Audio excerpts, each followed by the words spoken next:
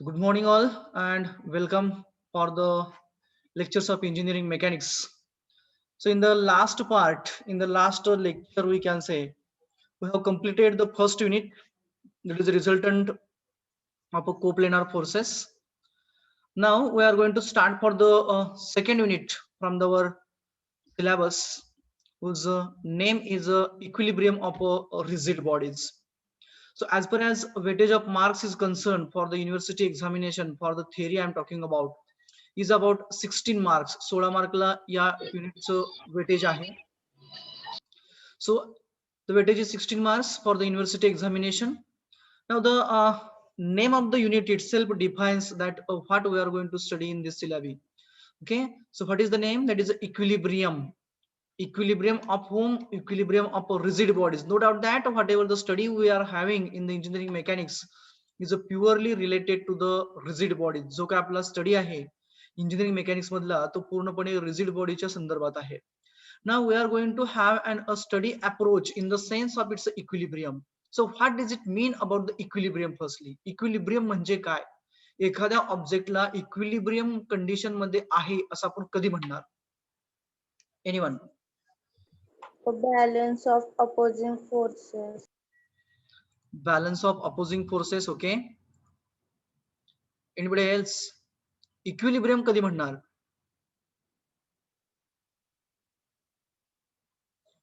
When you will say If there will be no any external forces or the forces will be balanced. if there is a no external force acting, म्हणजे कुठलाही external force act होत नाहीये किंवा act होत असतील तर balanced force system act होत असेल. Yes, sir. ओके, हा. अदर्स, बाकीचे लोक?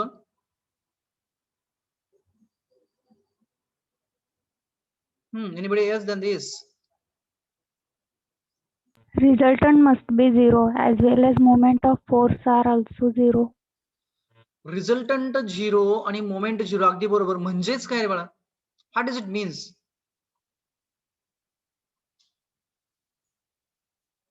रिझल्टंट झिरो म्हणजे याचा अर्थ काय? Net force zero. Net force zero. What does it implies? ह्याचा मिनिंग काय आहे? रिझल्टंट झिरो आहे म्हणजे काय होतं मग? एक्झॅक्टली काय होऊ शकतं?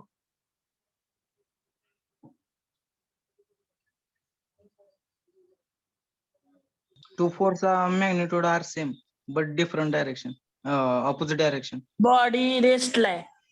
बॉडी रेस्टला आहे म्हणजे त्याचं डिस्प्लेसमेंट होत नाहीये, म्हणजे त्याचं होत नाहीये. ट्रान्सलेशन हा. होत नाहीये. Yes, sir. रिझल्टंट झिरो आहे म्हणजे नो ट्रान्सलेशन, थोडक्यात डिस्प्लेसमेंट नाहीये, बरोबर. तसंच मोमेंट झिरो आहे म्हणजे काय?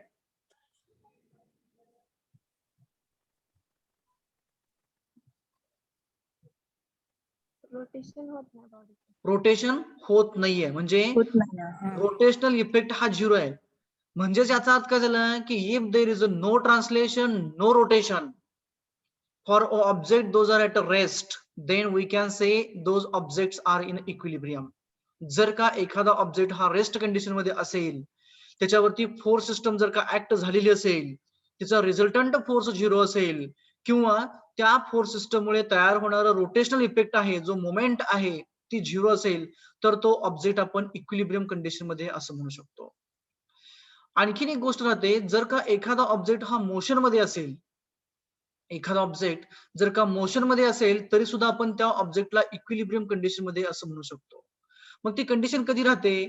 तर जर का ऑब्जेक्टची motion, if the motion of object is in a straight line with an uniform velocity we can say. जर का मोशन ही युनिफॉर्म असेल, स्ट्रेट लाईन डायरेक्शनला असेल, तर त्या केसमध्ये सुद्धा तो ऑब्जेक्ट हा इक्विलिब्रियम कंडिशन मध्ये असतो. म्हणजे जे काही इनर्शिया आहे ती इनर्शिया बरोबर तिचा रोल प्ले करत असेल, त्याच्यामुळे पूर्णपणे बॅलन्स्ड कंडिशन असेल, थोडक्यात काय तर बॅलन्स्ड कंडिशन असेल, तर ती बॅलन्स्ड कंडिशन म्हणजे आपण इक्विलिब्रियम आहे असं म्हणू शकतो. Okay, now we are going to discuss those things in detail. Firstly we will discuss the points of the syllabi. The first point, that is a 2.1, it is about equilibrium of coplanar forces. Then the analytical and graphical conditions of equilibrium. then different types of supports, free body diagram, Lami's theorem, etc., etc. Those are there in a 2.1. In the 2.2, that is a second bit we can say from the unit number 2, it includes the syllabus as a friction, types of friction, limiting friction, laws of friction, static and dynamic friction, inclined planes, ladders, support reactions of statically determinate beams with point loads, inclined loads, uniformly distributed loads, and uniformly varying loads along with the action of couples. So those things are included in a 2.2. We are going to have the numericals and a theory part of both the points, that is 2.1 and 2.2. The next one is the 2.3. It includes only the concepts related to the virtual work and the introduction to the Space Force system. Means in the 2.3 we are going to have the only conceptual part of the virtual work and the force system in a space. Okay, so this is the total syllabus we can say of an unit number 2. Now we'll start for the first point, that is a equilibrium. So equilibrium means what and what does it means and where it is applicable. Equilibrium म्हणजे काय, equilibrium म्हणजे काय, इक्विलिब्रियमचा role काय आहे आणि इक्विलिब्रियमचं application कुठे राहतं आणि ती कंडिशन आपल्याला अचीव का करावी लागते. Those things now we will discuss in a detail. So first point I would like to take for the discussion, that is nothing but the equilibrium. Okay, so as we have discussed something about it, आपण काय पूर्णपणे equilibrium म्हणजे काय असं discuss केलेलं नाहीये, but some of the part we have discussed right now, that is about equilibrium. Suppose that there is a rigid object. This is a rigid object as like a stone I have considered over here, and there is no force acting on it. याच्यावरती कोणताही force act होत नाहीये. म्हणजे काय असणार आहे, त्याचं जे सेल्फ वेट असणार आहे W, that self weight W is acting vertically downward, which is nothing but the m into g. तर या केस मध्ये ज्या वेळेस हा स्टोन किंवा ही रिजिड बॉडी ही आहे त्या पोझिशनला आहे, म्हणजे जमिनीवरती रेस्ट करते, त्यावेळेस ती इक्विलिब्रियम मध्ये आहे का. First question, is this object is in equilibrium. हा स्टोन जो जमिनीवरती आपण ठेवलेला आहे तो इक्विलिब्रियम मध्ये आहे का. येस सर आहे. आहे Yes, इक्विलिब्रियम sir. मध्ये. Yes, sir. आहे सर. Yes, sir. आहे. हा फर्स्ट फेज मध्ये इक्विलिब्रियम मध्ये, बरोबर. Now Yes, consider sir. That second case, same object आहे म्हणजे सेम स्टोन आहे, पुन्हा एकदा त्याचं वेट जे आहे ते व्हर्टिकली डाऊनवर्ड ऍक्ट होत आहे, that is W is equals to mg. परंतु या केस मध्ये काय होत येतं, तर याच्यावरती दोन फोर्सेस ऍक्ट होत आहेत. तर दोन फोर्सेस मी घेताना बघा या पद्धतीने घेतो. Suppose that they are acting along horizontal axis, बरोबर एक्स ऍक्सिस ला ऍक्ट होत आहेत. One of them is acting towards the right hand side and another one is acting towards the left hand side. The magnitude of the forces, say F1 as a 1 kilonewton, and here that F2 is also a 1 kilonewton. Now tell me, is this object is in equilibrium? Ha stone आता Yes. equilibrium मध्ये आहे. Yes, sir. Yes, Yes, sir. आहे Yes, equilibrium sir, मध्ये. आहे. Equilibrium मध्ये आहे. का बरं आहे रे ते equilibrium मध्ये? तर कारण दोन्हीकडे पण कारण equal दोन्ही force झाले, forces- म्हणून त्याचा काहीच effect होणार नाही. नाही. ऑप्शन डिस्प्लेसमेंट काहीच होणार नाही. म्हणजे तुम्हाला असं म्हणायचं का की रिझल्टंट 0 आहे. हा Yes, रिझल्ट Yes, रिझल्टंट जर का Net 0 force असेल 0. तर तुम्ही फक्त समेशन एफएक्सचा विचार केला, बरोबर आहे की नाही. एफएक्सला 1 किलोन्यूटन होतं, ते काय झालं, बॅलन्स झालं. What about this W weight? Normal reaction इथे कॅन्सल झालं सर. एक्झॅक्टली, फक्त ती रिॲक्शन आपण काय केली होती इथं दाखवलेली नव्हती. ती रिॲक्शन कशी असणार आहे, बरोबर व्हर्टिकली अपवर्ड असणार आहे. जिथं तो जमिनीवरती टच होतो तिथून काय करणार आहे, जमीन त्याला बरोबर रिॲक्शन R देणार आहे, जिचं मॅग्निट्यूड W एवढं असणार आहे. म्हणजेच काय झाला, रिझल्टंट R 0 झाला. म्हणजेच काय झालं, summation of forces along the Y 0 झाली. त्याचबरोबर summation of forces along the X axis काय झालं आपलं, तर ते 0 झालं. म्हणजेच काय झाला, हा ऑब्जेक्ट आपला पुन्हा एकदा इक्विलिब्रियम मध्ये आला. परंतु या केसमध्ये जर का तुमचा ऑब्जेक्ट इक्विलिब्रियम मध्ये असायला पाहिजे असेल तर त्या केसमध्ये जी रिॲक्शन असणार आहे इथून, ती रिॲक्शन R सुद्धा कशी पाहिजे आहे, बरोबर वेट W एवढी असणार आहे, तरच तुमचा ऑब्जेक्ट हा इक्विलिब्रियम कंडिशन मध्ये असणार आहे. क्लिअर. तर समजा थर्ड केस मी घेतो आता. ह्या दोन केसेस सर्वांना समजल्या? Yes, sir. Yes, sir. Yes, sir. Okay. Now consider the third case. Now I would like to consider the condition like this. Suppose that this is an stone once again.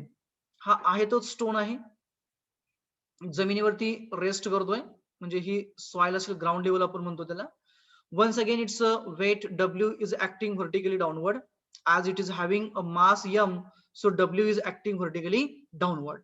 Now if the force F is acting on this stone at this corner, समजा या कॉर्नरला force F act होतोय आणि दुसरा force बरोबर या कॉर्नरला, या side, sorry just minute, second force is acting at this corner.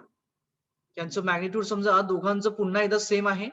Suppose that this force once again as a 1 kilonewton and this force will consider as a F1 is equals to 1 kilonewton. Now tell me, is this object is in equilibrium? हा stone आता equilibrium मध्ये आहे का?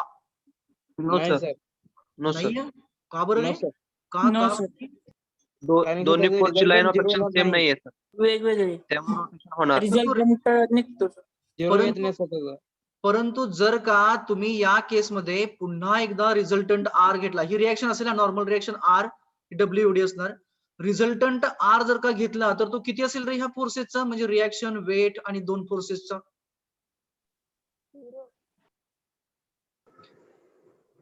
बरं पुढे जाऊन सांगा. चला, समेशन एपेक्स काय असेल यांची?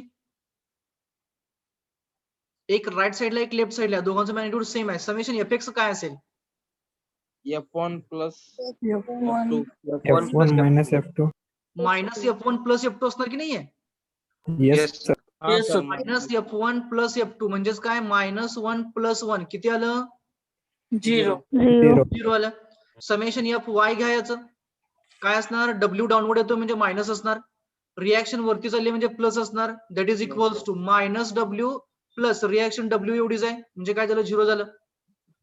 मग जर का समेशन Fx आणि Fy 0 असतील तर रिझल्टंट किती असेल? 0. 0. 0. रिझल्टंट तर 0 आहे, रिझल्टंट 0 आहे, तरीही तुम्ही म्हणताय की हा ऑब्जेक्ट इक्विलिब्रियमला नाहीये. का बरं इक्विलिब्रियमला नाहीये? मी फक्त त्यांची लाईन ऑफ ऍक्शन पुढे वाढवून घेतो. This is the line of action of this force F2. दोन्ही फोर्सची लाईन ऑफ ऍक्शन सेम नाही. नाही म्हणजे का पण इक्विलिब्रियमला का नाही असं माझं मत आहे. Why this object is in not in equilibrium? पाठीमाग आपण काय म्हटलं? वेट होतं, रिएक्शन होती, दोघांनी एकमेकांना बॅलन्स केलं, रिझल्टंट आर हा 0 झाला, ऑब्जेक्ट इक्विलिब्रियमला आला. इथं सुद्धा दोन फोर्सेस ऍक्ट झाली, ही काय होतं? वेट होतं, रिएक्शन होती, दोघांचं मॅग्निट्यूड समेशन Fy 0 झालं, Fx 0 झालं, रिझल्टंट 0 झाला, ऑब्जेक्ट इक्विलिब्रियमला आला. या केसमध्ये का म्हणून इक्विलिब्रियमला नाहीये? रिझल्टंट 0 आहे इथं सुद्धा. ट्रान्सलेशन होते सर.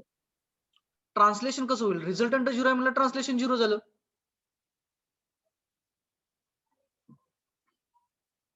सर्वांकडे पेन आहे? Yes sir. हा, त्या Yes, पेन, sir. त्या पेनवरती दोन फोर्सेस लावा, एक टॉपला लावा इकडच्या बाजूला आणि दुसरा खाली लावा. तुम्ही नोटबुक वरती ठेवून लावलं तरी चालेल. असं ठेवून ना, एक राईटला साईडला जाणार आणि दुसरा लेफ्ट साईडला फोर्स लावा. काय होतं बघा बरं? सर इथे मुवमेंट 0 नाही ना सर, रिझल्टंट 0 आहे. बट रोटेशन मुवमेंट तर जागतिक आहे म्हणजे rotation होणार, रिझल्टंट 0 आहे. सर्वांनी नोटबुक वरती पेन ठेवून त्याला दोन अपोजिट एंड्सला अपोजिट डिरेक्शनचे फोर्स लावले का? Yes, sir. काय झालं पेनचं? Yes sir. तर ते जागच्या जागेत rotation रोटेशन होतं. Rotation Rotation. Rotation. रोटेशन झालं. पेन रोटेट झालं की नाही तिथं? हा म्हणजे sir. काय झालं? मोमेंट तयार झाली की नाही तिथं? हा मोमेंट. बरोबर. हा. परंतु या केसमध्ये जी फोर्सेस होती ती कशी होती? कोप्लेनर आणि कॉन्करंट होती की नाही इथली फोर्सेस? आर बरोबर डब्ल्यू एवढी होती, यांची Yes, लाईन ऑफ इथं होती. फोर्स F1 F2 दोघं इथूनच पास होत होते. म्हणजेच काय, जर का कॉन्करंट फोर्स सिस्टम असेल तर मोमेंट ऑटोमॅटिकली काय झाली आपली? 0 झाली. बरोबर आहे का? बघा, कॉन्करंट sir. फोर्स सिस्टम असेल कॉन्करंट, तर त्या केसमध्ये मोमेंट बरोबर आपली 0 झाली. तर या केसमध्ये माझं दाखवायचं चुकलेलं आहे. या केसमध्ये रिएक्शन हे दोघं बरोबर कोलिनियर पाहिजे होते, पण थोडंसं माझं साईडला गेलेलं, लेट इट बी. परंतु या केसमध्ये आपल्याला लगेच क्लिअर होतं, समेशन मोमेंट ही कंपल्सरी 0 आली तुमची.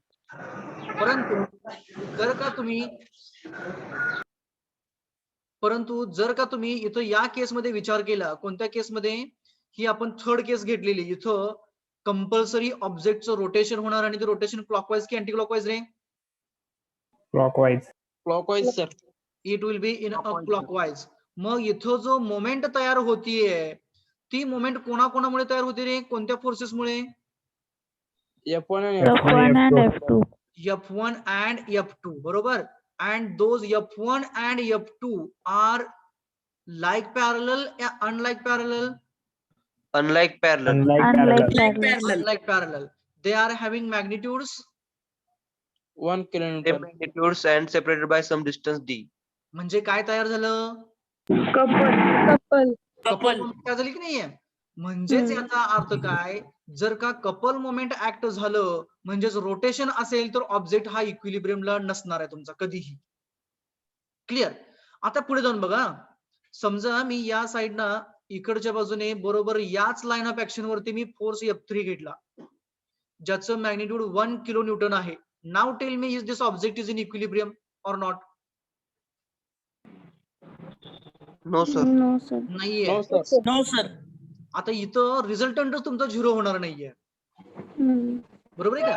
तुमचा रिझल्टंट हा बरोबर लेफ्ट साइडला 1 किलोमीटर एवढा असणार आहे. म्हणजे रिझल्टंट 0 नाही, त्याच्यामुळे काय होणार? ऑब्जेक्ट इक्विलिब्रियमला नाहीये. आता पुढची केस मी काय करतो बघा. Just consider another force along the line of action of F1 as a F4 having magnitude as a 1 kilonewton. Now tell me, is this is in आता equilibrium? equilibrium Hi, असणार, sir. sir. Equilibrium. sir. Resultant and magnitude दोन्ही zero. Equilibrium.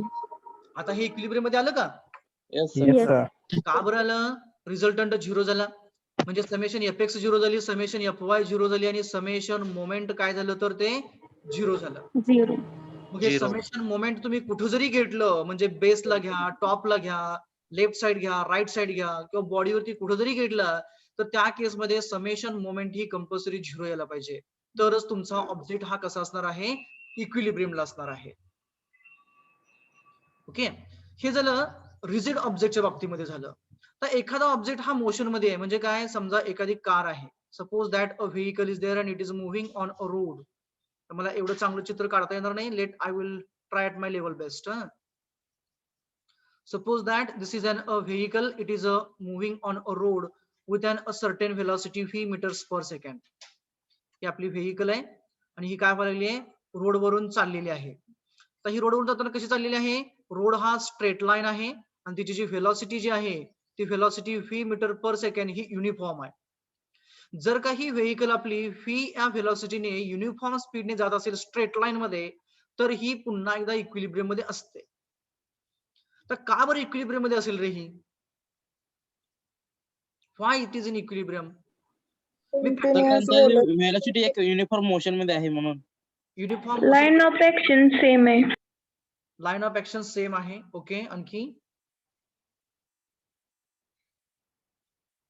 तर मी सांगतो External unbalanced force नाहीये sir, uniform velocity आहे. External unbalanced force act होत नाहीये. मग ह्या गाडीला मोशन येण्यासाठी काहीतरी फोर्स असेल की नाहीये? Yes sir. रोडच्या फ्रिक्शन मुळे ते बॅलन्स होते. बॅलन्स होईल. ओके, फ्रिक्शन तर मी तुम्हाला प्रॅक्टिकल एक्झाम्पल देतो.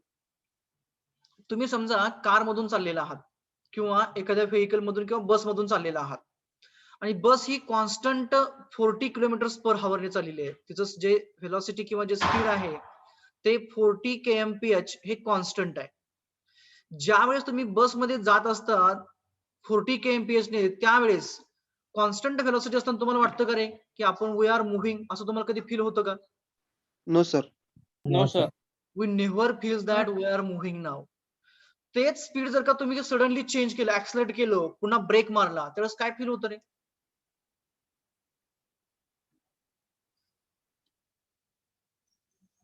इन्क्रीज केल्यावरती का सर? हा, स्पीड इन्क्रीज केलं किंवा कमी केलं त्यावेळेस आपल्याला काय वाटतं, काय फील होतं आपल्याला? म्हणजे इन्क्रीज केलं तर बॅकवर्ड पुश होतोय आणि डिक्रीज केलं तर पुढे झुकल्यासारखं होतं. पुढे झुकल्यासारखं वाटतं. म्हणजे इथं काय होतं, आपला इनर्शिया फोर्स काय करतो तर बॅलन्स होत नाहीये. म्हणजेच काय झालं, फोर्स सिस्टम बॅलन्स होत नाही कधी जर का आपण व्हेलॉसिटी किंवा स्पीड कमी जास्त करत गेलो तर.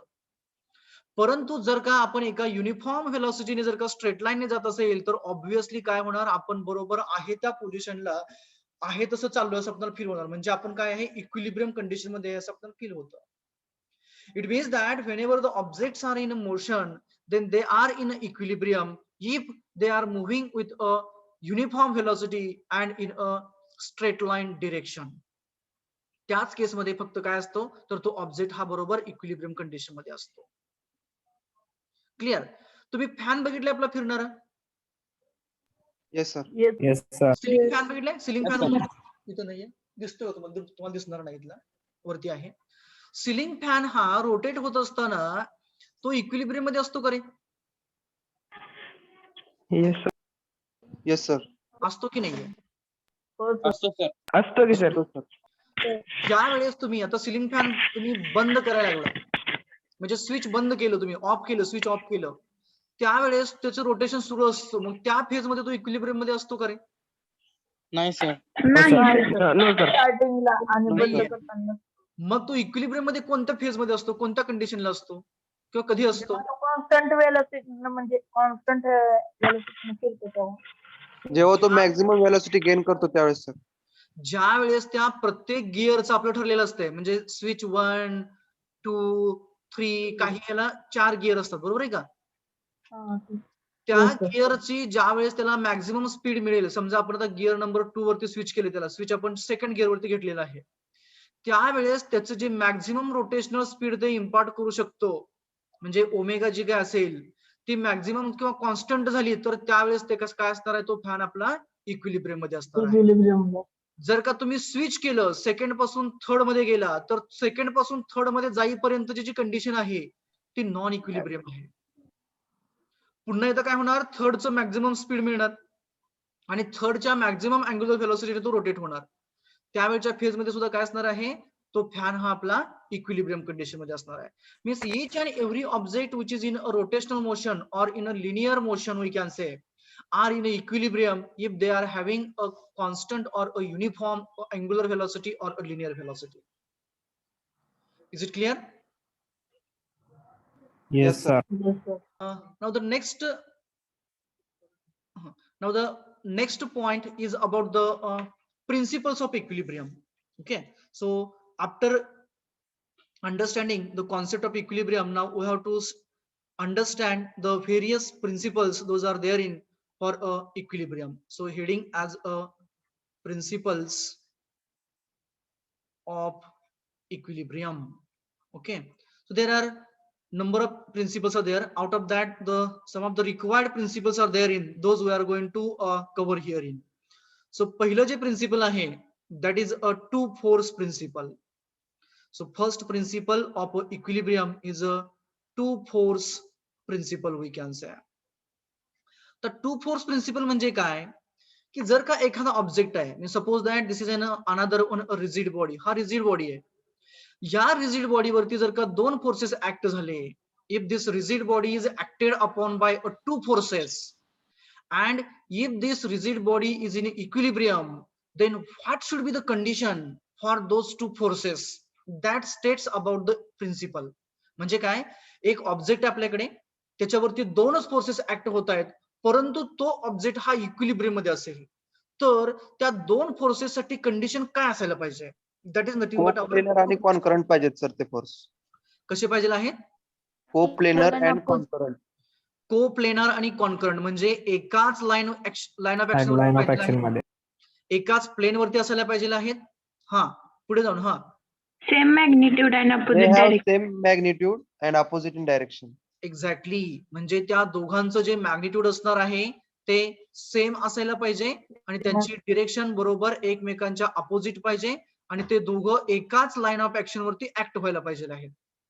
जर का अशी फोर्स सिस्टम असेल तर त्या फोर्स सिस्टमला आपण टू फोर्स प्रिन्सिपल असं म्हणणार.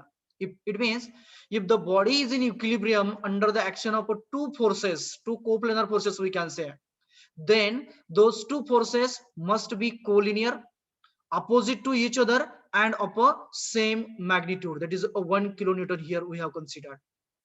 तर त्याला आपण काय म्हणणार, two force principle of equilibrium. हे झालं आपलं टू फोर्स प्रिन्सिपल. तर सेकंड जे प्रिन्सिपल येतं आपलं, म्हणजे त्याला आपण थ्री फोर्स प्रिन्सिपल असं म्हणतो.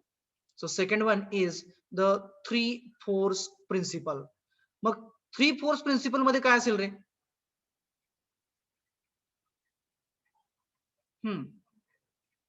3 फोर्स प्रिन्सिपल म्हणजे काय? Object is in equilibrium under the action of 3 forces. 3 forces त्या ऑब्जेक्ट वरती ऍक्ट होत आहेत, परंतु ऑब्जेक्ट हा इक्विलिब्रियमला आहे. Suppose that this is a rigid body. मी याला एक्स वाय ऍक्सिस काढून देतो, म्हणजे तुमच्या लगेच लक्षात येईल ते. Suppose that horizontal as a X axis and the vertical as a Y axis. Now tell me, साठे काय असेल कंडिशन इक्विलिब्रियम तिथं 3 फोर्सेस मध्ये? सर ऑब्जेक्ट ग्राउंड वरती आहे का स्पेस मध्ये आहे? ग्राउंड वरती समजा, ऑब्जेक्ट ऑन द ग्राउंड आणि त्याच्यावरती 3 फोर्सेस ऍक्ट होत आहेत. मी ऍक्सिस कन्सिडर केलेला आहे, हा एक्स आहे, हा वाय आहे. मी आता 3 फोर्सेस दाखवलेले नाहीयेत, याच्यावरती 3 फोर्सेस आपल्याला अप्लाय करायचे आहेत, परंतु ऑब्जेक्ट हा इक्विलिब्रियम मध्ये पाहिजे. Resultant of any two forces must be equal to remaining force. Resultant of any two forces must be equal to magnitude of a third force. असंच म्हणायचं का? म्हणजे कोणत्याही 2 फोर्सेसचा जर का रिझल्टंट घेतला तर तो बरोबर तिसऱ्या फोर्स एवढा असायला पाहिजे. Yes, sir. समजा माझा पहिला जो फोर्स आहे F1 हा एक्स ऍक्सिसला ऍक्ट होतोय, बरोबर, आणि मी F2 आणि F3 घेतो दोघ जण आणखीन. हा समजा माझा फोर्स F2 आहे, this is a force F2 and this one is a force F3. Okay, हा फोर्स F3 आहे. आता मला सांगा, तुम्ही जसं म्हटला की कोणत्याही दोघांचा रिझल्टंट घेतला तर तो तिसऱ्या फोर्स एवढा असायला पाहिजे. म्हणजे समजा मी F3 आणि F2 चा रिझल्टंट घेतला, if I am taking resultant of, I would like to write here R of F2 and F3 it is equals to force F1. बरोबर, म्हणजे तुम्हाला काय म्हणायचं आहे की हा माझा फोर्स F1 आहे, तर या दोघांचा रिझल्टंट सुद्धा F1 एवढाच पाहिजे. म्हणजे असं पाहिजे का? This is R. Sir in direction. Opposite direction म्हणजे. एक्झॅक्टली, त्याचं जे डिरेक्शन पाहिजे रिझल्टंटचं ते कसं पाहिजे आहे, तर opposite to the considered force. Opposite to the म्हणजे considered इथं आपण कोणाचा घेतला होता रिझल्टंट? F3 आणि F2 चा.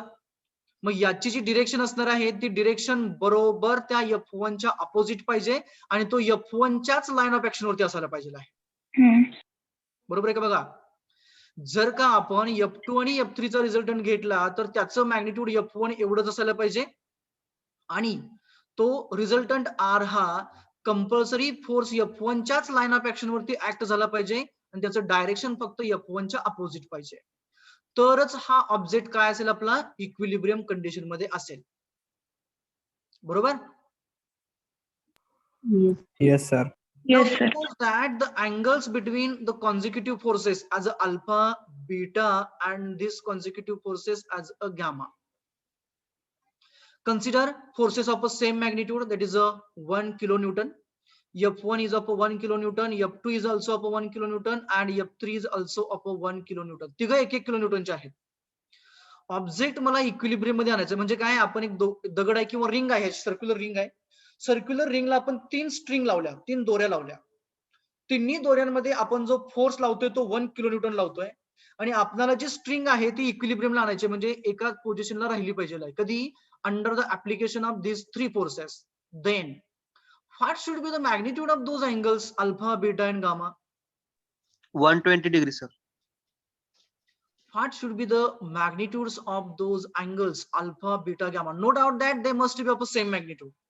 ते तिघं सेम मॅग्निट्यूडचेच असायला पाहिजे. किती येईल रे? 120 degrees. 120 बरोबर. ते बरोबर 120 डिग्री एवढं मॅग्निट्यूड असायला पाहिजे. If that magnitude is 120 degree, then and only then this object will be in a equilibrium. कधी? जर का 3 फोर्सेस सेम मॅग्निट्यूडची कॉन्करंट कोप्लेनार बॉडीवरती ऍक्ट होत असतील तर ती बॉडी इक्विलिब्रियम मध्ये येण्यासाठी जो अँगल असणार आहे 2 ऍडजसंट फोर्स मधला तो कंपल्सरीली 120 डिग्री असायला पाहिजे आहे. Now the next part of discussion is types of equilibrium. We have discussed about the principles of equilibrium. Now the next point of a discussion is about the types of equilibrium. Might be you are aware about the same. If I will explain, you will come to know that what I want to say over here. So first type of equilibrium is a stable equilibrium. It is nothing but a first type is a stable equilibrium.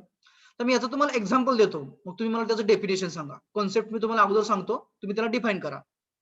तुम्ही सिसॉ बघितलंय? सिसॉ Yes, sir. सिसॉ जाऊ द्यात. आपलं तुम्ही हे बघितलंय का, आपलं काय म्हणतात, स्विंग बघितलंय? स्विंग पाळणा. हा. Yes, sir. Is all of you have seen the swing? Yes, sir. त्यानंतर तुम्ही आपलं हे बघितलंय का, स्विंग किंवा काय बरं, पेंडुलम बघितलंय? Yes, sir. हा. हो सर. Yes, sir. हा. सर्वांनी पाहिलेलं आहे. समजा हा पेंडुलम आहे किंवा स्विंग असं आपण कन्सिडर करूया.